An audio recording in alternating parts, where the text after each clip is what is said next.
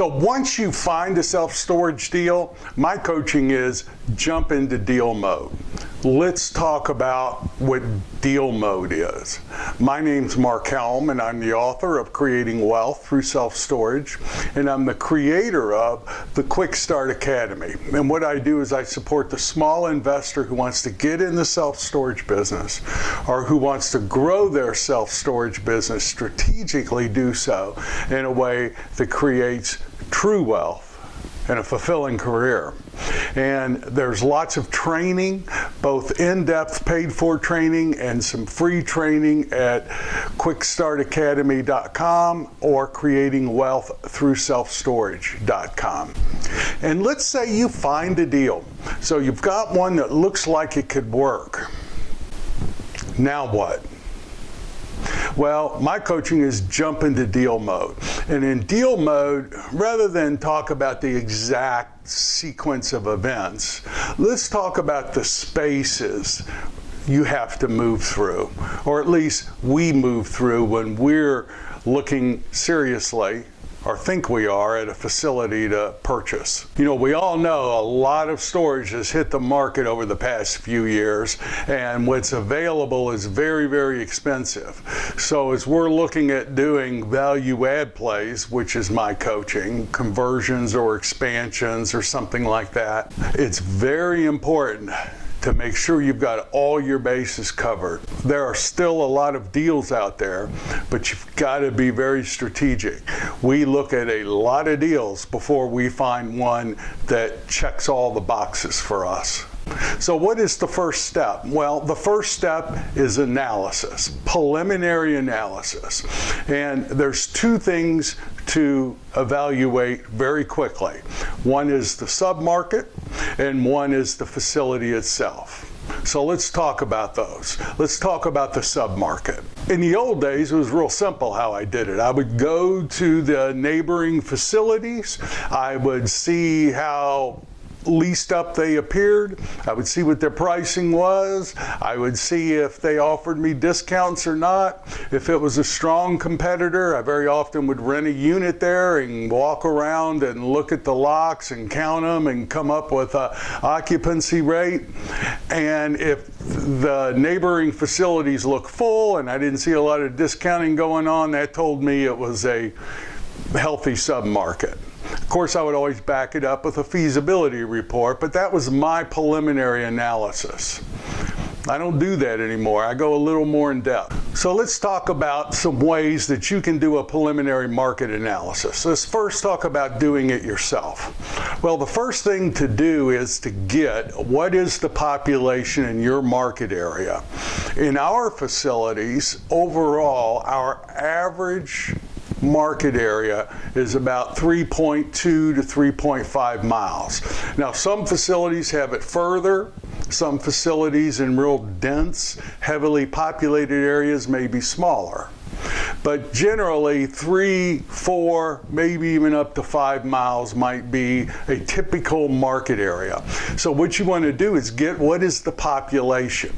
The population, most of your customer base is going to live within your market area. For us, it's 86% of our customer base lives within that defined market area on average.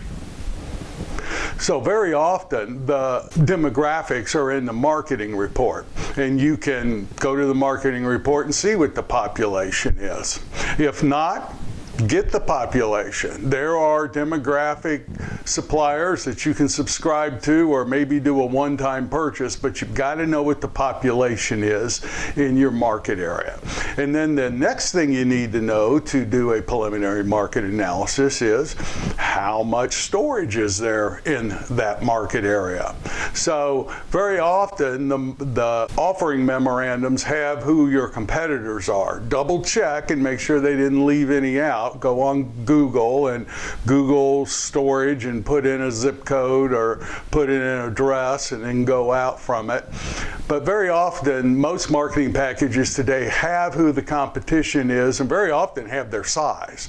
If they don't have their size, then you can either A, drive by and look at it and come up with an estimate, or B, go on Google Earth and view them and try to come up with an estimate. At this stage, it doesn't have to be exact, but what you're looking for is supply. How much current self-storage does there appear to be in my market area? And two, how many people are in my market area? Once you come up with a square footage number, then just divide that into the population. If it comes out 4 square feet of storage per capita per person, that's probably pretty good. If it comes out 14 square feet of self-storage per capita, that's probably not very good. Now, the average is between 7 and 8 square feet. That's equilibrium across the nation. Some parts of the country, equilibrium's much higher. There's parts of Texas where 10 square feet is equilibrium. And then there's some parts of the country where 6 square feet are equilibrium. You got to kind of know it yourself. Ultimately, your feasibility report's going to inform you. But in the preliminary analysis, you just want to get a feel for what's the supply demand. The current supply is approximately 6 square feet of self-storage per capita. That tells you the supply. Now, then the next thing that I do is I call, maybe not all of them, but many of the competition, and I make sure I call, if there's a REIT in the area, I call the REITs, and then I call the privates, and I make sure, I try to see what their pricing is, and if they're offering steep discounts. If you go on the website and you don't see any 10 by 10s, you may see one 5 by 15 and one 10 by 30, then you know they're probably full. You can also call and talk to the managers. It's amazing how much information a manager will give you. Just amazing.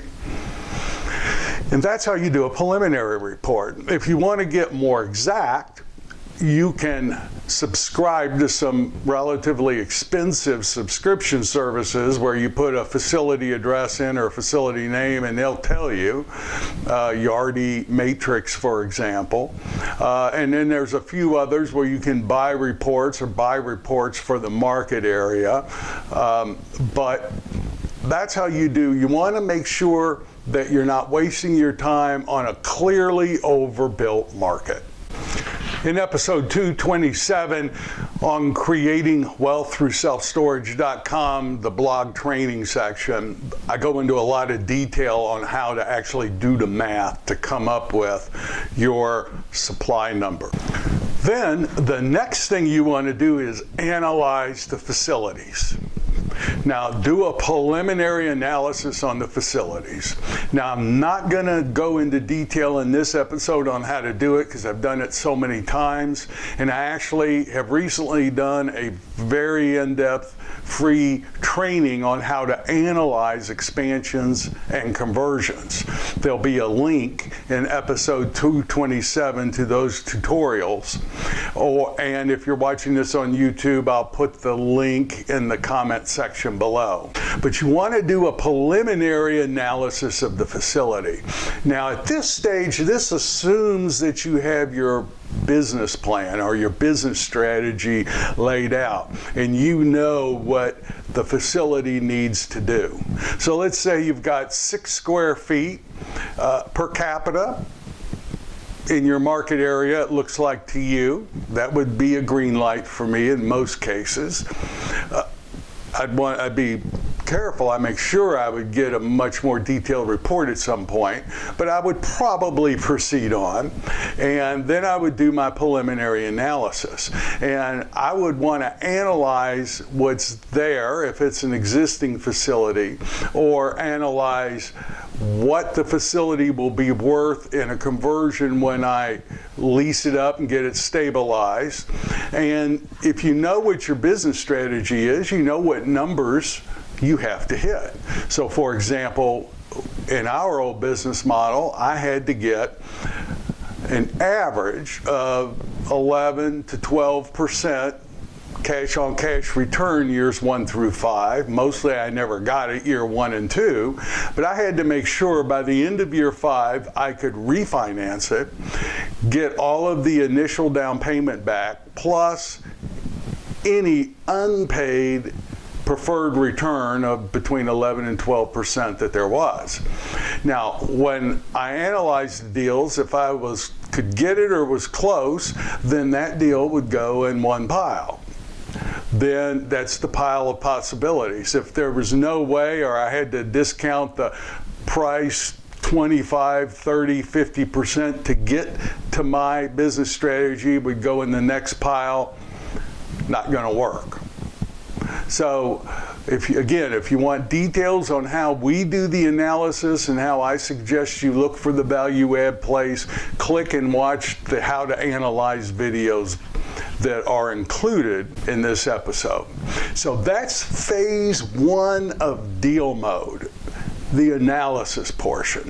Now let's say you've got this in the pile called possible self-storages to purchase. If it's a really hot deal, what you want to do is get control of the property. We'll cover how to get control of the property in next week's episode. So I look forward to being with you then. My name's Mark Helm. I'm the author of Creating Wealth Through Self-Storage, and I'm the creator of the Storage World Analyzer. That's the financial analysis modeling tool that we use to determine which pile that property would go in. If you're using Excel, great. I've used Excel, still do some, but we love the analyzer. It cuts down on the number of mistakes made, and it creates beautiful reports for our partners and our finance and the banks. So I look forward to being with you next week, and I will see you then.